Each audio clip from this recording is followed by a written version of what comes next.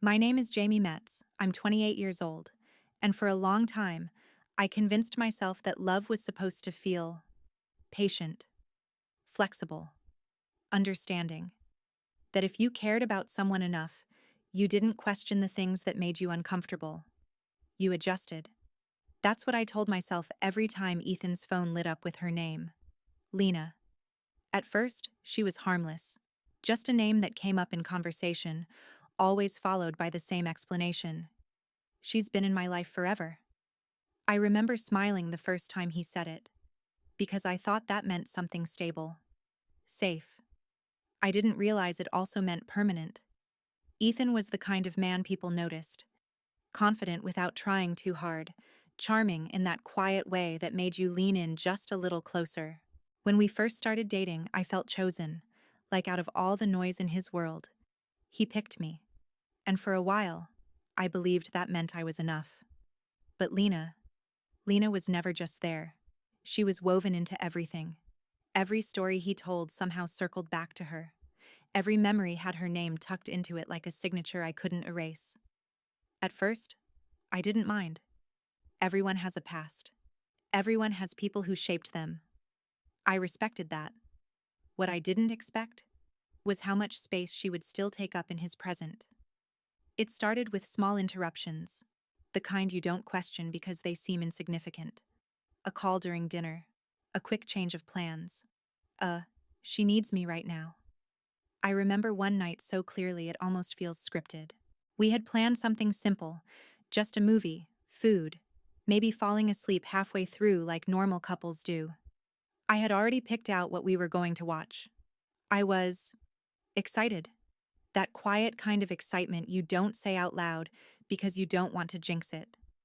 Then his phone buzzed. He didn't even try to hide his reaction. His face softened instantly, eyes lighting up in a way I hadn't seen all day. Lena had a bad day, he said, already standing.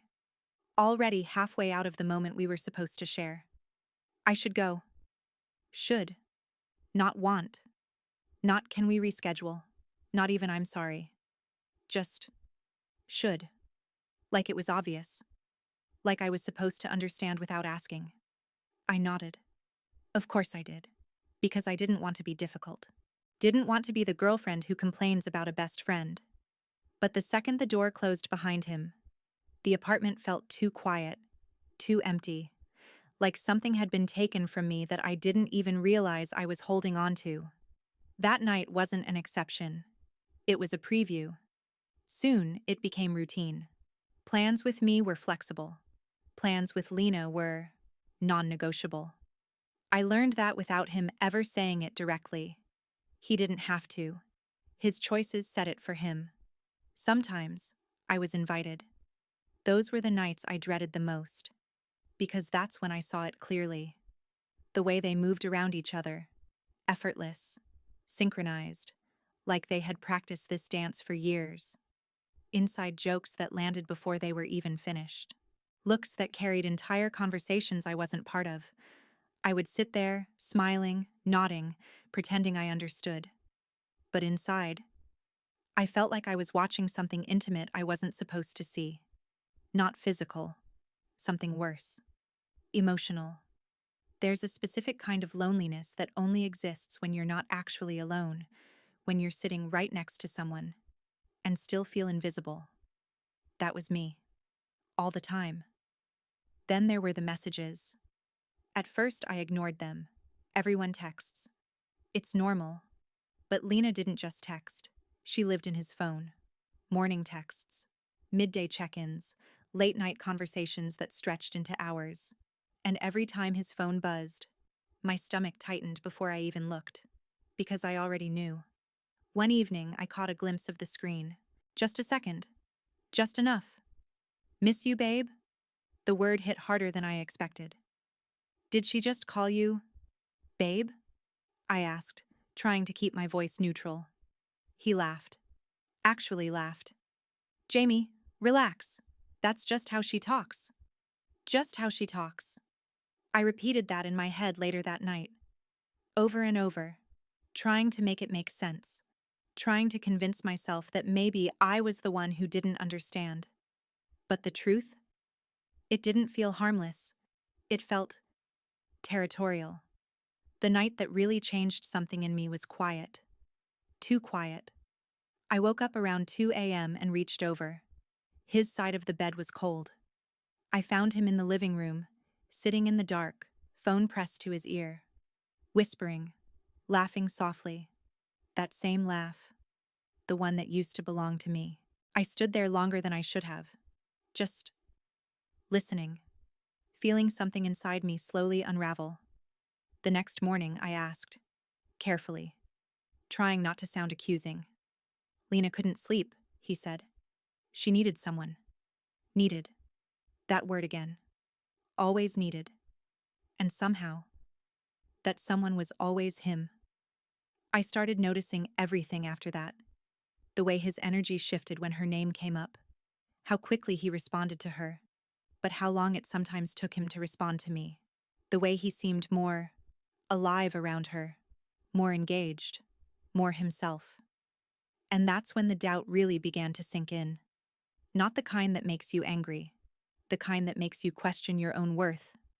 What does she give him that I don't? I didn't want to ask that question because I was afraid of the answer. So I tried harder instead. I became more understanding, more patient, more accommodating. I told myself love meant compromise, that this was just part of who he was. But compromise only works when both people are giving something up. And I was starting to realize I was the only one sacrificing. One night, we went out to dinner. A nice place. Dim lights. The kind of setting that's supposed to feel romantic. For a few minutes, it did. We talked. We laughed. It almost felt like the beginning again. Then his phone buzzed. He looked down, smiled. And just like that, I disappeared. 10 minutes. That's how long he sat there texting her, while I sat across from him, quietly breaking. I need you to put the phone away, I said finally. He looked up, surprised, like the idea had never even crossed his mind. It's just Lena, he said. Just Lena. That phrase echoed in my head the entire night, on the drive home, in the silence between us, in the space where something important had just quietly died. That was the moment I stopped asking if I was overreacting and started asking something much harder. Why do I feel like I'm competing with someone who isn't even supposed to be in this relationship? Because deep down, I already knew the truth. I just didn't know yet how much it was going to hurt when everything finally came to the surface. By the time our anniversary came around, I wasn't excited anymore. I was cautious, like someone walking across a frozen lake, unsure which step would crack the surface. We had planned this trip for months, a quiet cabin, hiking trails, no distractions, just us. Or at least, that's what I thought it would be. A reset. A chance to remember why we chose each other in the first place. 3 days before we were supposed to leave, Ethan sat across from me with that look, the one I had started to recognize. Careful, hesitant, already guilty. Hey, he said slowly. So Lena just found out about this concert happening this weekend. I didn't say anything. I just watched him. It's that band we used to love, he continued. She really wants me to go with her. There was a pause. A small one. But I felt it stretch into something much bigger. And? I asked quietly. He shifted in his seat. Do you think we could reschedule our trip? For a second, I thought I misheard him. Our anniversary. Months of planning. Memories we hadn't even made yet. And he was asking me to move it. For her. Are you serious? I asked, my voice steady in a way I didn't feel. It's just one weekend, he said quickly. We can go another time. Another time. Like what we had planned didn't matter. Like I didn't matter. Why can't she go with someone else? I asked. He frowned, like the idea offended him. Because it means something to us, he said. Us. He didn't even realize what he'd just said. Or maybe he did, and it didn't matter enough to correct. That was the moment everything inside me shifted. Not shattered, not exploded, just aligned. Like pieces of a puzzle finally locking into place. Painfully clear. "Ethan," I said, my voice quieter now. "I feel like I'm constantly competing with her." He sighed immediately, frustrated. "Jamie, not this again." "Yes," I said, cutting him off. "This again. Because nothing has changed." He leaned back, rubbing his face. "You're overthinking it." "No," I whispered. "I've been underreacting." The words hung between us. Heavy. Unavoidable. "I'm not asking you to cut her out of your life," I continued, forcing myself to stay calm. "But I need boundaries." He looked at me like I'd just crossed a line. "What kind of boundaries?"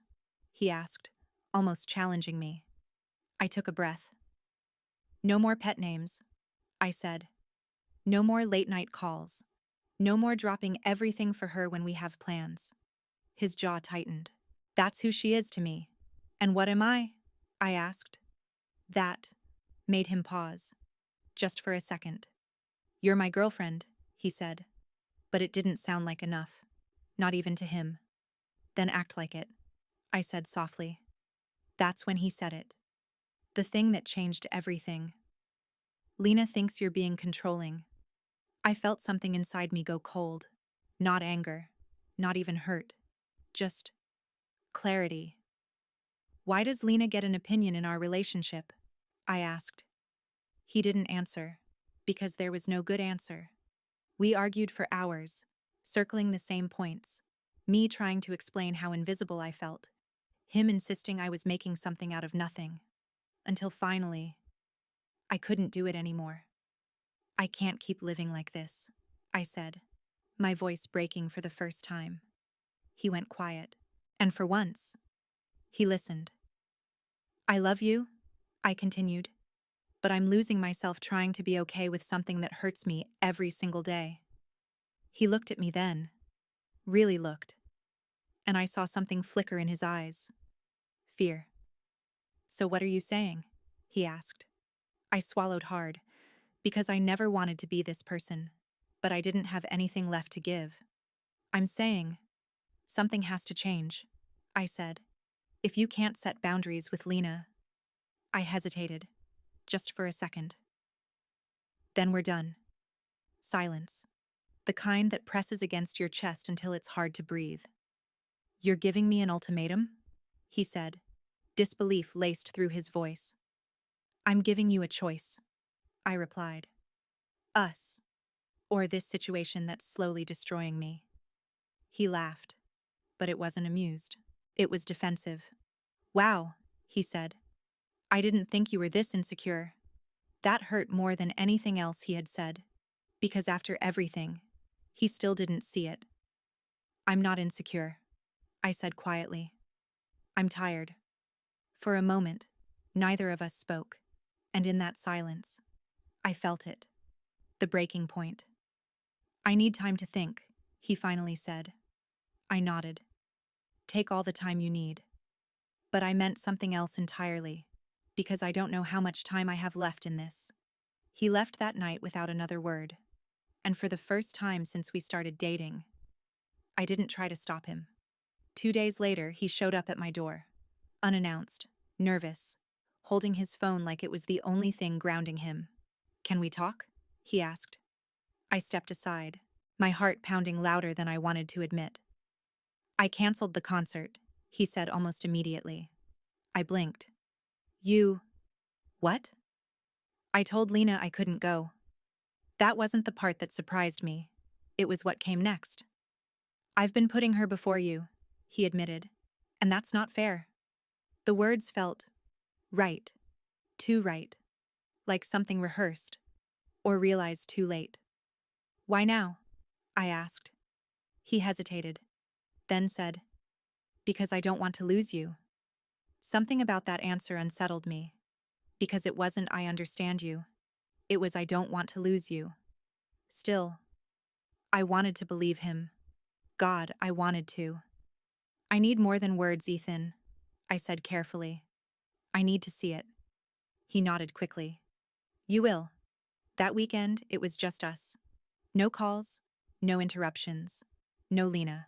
And for the first time in months, I felt like I had him back. We talked, really talked, about everything we had been avoiding, about Lena, about us, about the things we never said out loud. He told me she had been there during some of the hardest moments of his life, that their bond wasn't something he could just turn off. And for the first time, I understood. But understanding didn't erase the damage. I'm not asking you to erase her, I told him. I'm asking you to choose me when it matters. He reached for my hand. I am choosing you. I nodded. But something inside me didn't fully settle. Because for the first time since Lena had entered my life, everything was quiet. Too quiet. No messages.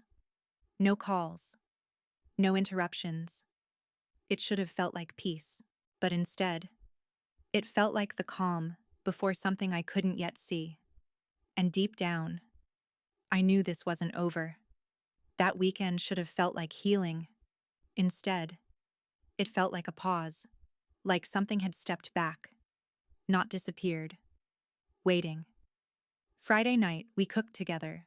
Simple pasta, nothing special. We laughed more than we had in weeks, maybe months. At one point, Ethan reached for my hand across the counter, smiling like he used to. And for a second, I let myself believe it. Maybe we survived this. But halfway through dinner, he put his fork down. That small, quiet gesture. The kind that makes your chest tighten before anything is even said. I need to tell you something, he said. His voice was softer than usual.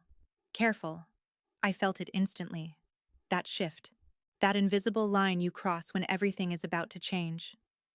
What is it? I asked. He looked at me. And for the first time all night, he couldn't hold my gaze. I'm pregnant. The words didn't make sense at first. My brain rejected them. That's not right. That's not what he meant. What? I whispered. He swallowed. I found out a few days ago, he said. I didn't know how to tell you. My heart started pounding so loudly I could barely hear anything else. Pregnant. A baby. Our baby. I stood up slowly, walking toward him like the ground might disappear beneath me. Are you serious? I asked. He nodded, tears already forming in his eyes. And then something unexpected happened. I hugged him. Tightly. Because despite everything, despite Lena, despite the fights, despite the cracks in us, this felt like something real, something bigger than all of it. That's... wow, I said, my voice shaking. That's huge. We sat on the couch for hours after that, talking about everything. Names, space, money, families, the future. And for a moment, it felt like the universe had handed us a second chance. But that feeling didn't last. The next morning, something felt off. Not loud, not obvious, just wrong. Ethan's phone. It was silent, completely silent. For over a year, that phone had been like a third presence in our relationship, buzzing, lighting up, interrupting. And now? Nothing. No Lena. I noticed it immediately, but I didn't say anything at first. I told myself I was overthinking, that this was what I wanted. Space. Boundaries. So why did it feel so unnatural? By the afternoon, the silence started to feel heavier, like something missing from a room that should have been there. Hey, I said casually, trying to sound normal. Lena's been quiet. He hesitated. Just for a second. But I saw it. She's just giving us space, he said. Too quickly, too clean. Really? I asked. He nodded.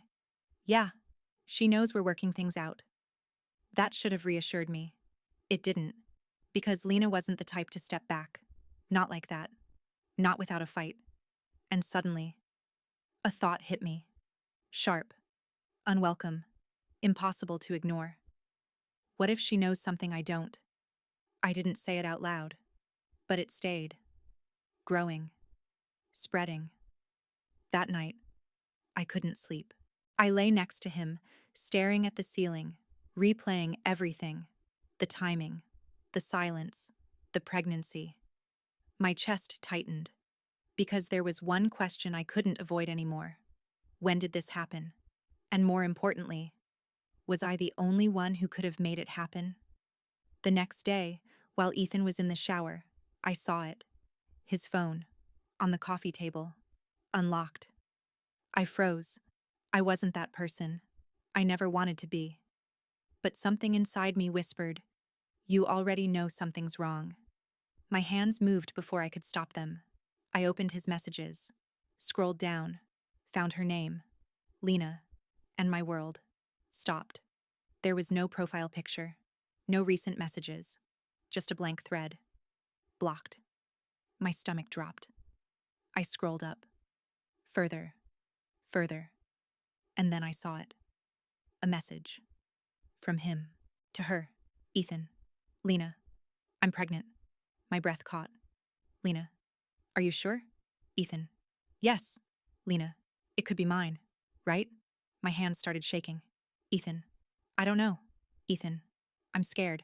I felt like I was falling, but I couldn't stop reading. Lena. If it's mine, I can't do this. Lena. I'm not ready. Lena. You should think about getting rid of it. The screen blurred, and then nothing. No reply. No explanation. Just silence. Because she had blocked him. I dropped the phone. My entire body felt numb. Every doubt. Every instinct. Every moment I told myself I was overreacting. It all came crashing down at once. He didn't just choose her over me. He chose her while still choosing me. And I wasn't the only one in this relationship. I never was. When he came out of the shower, smiling like everything was fine, I already knew. We need to talk, I said. The look on his face. That was all the confirmation I needed. I saw your messages, I continued. With Lena. His face went pale. You weren't going to tell me, I said quietly. He started crying. I didn't know how, he whispered. I laughed, but there was no humor in it. You didn't know how? I repeated. You didn't know who the father was, Ethan. Silence. I didn't plan this, he said. It just happened. That sentence. The one people always use. Like betrayal is an accident. Like choices just make themselves. We're getting a test, I said. He nodded. Because he knew he had no right to argue. The results came back fast. Too fast. I already knew. But seeing it in black and white still felt like being torn open. Not mine. I stared at the paper for a long time, long enough for something inside me to finally shut down. What about Lena? I asked. He won't answer me, Ethan said. He doesn't want anything to do with it. Of course he didn't. I nodded slowly, then looked at him one last time. I'm done, I said. His head snapped up. No, Jamie, please. I stepped back, out of reach. You lied to me, I said. You cheated on me. You made me feel crazy for seeing what was right in front of me. Tears streamed down his face. I'm sorry. But it didn't matter anymore. Because love without trust is just a slow way to destroy yourself. Don't contact me again, I said. And this time, when I walked away, I didn't look back. Because I finally understood something I should have seen from the beginning. I was never competing with Lena. I was competing with a truth he never had the courage to admit. And I deserved better than being someone's second choice. I deserved to be the only one in the story.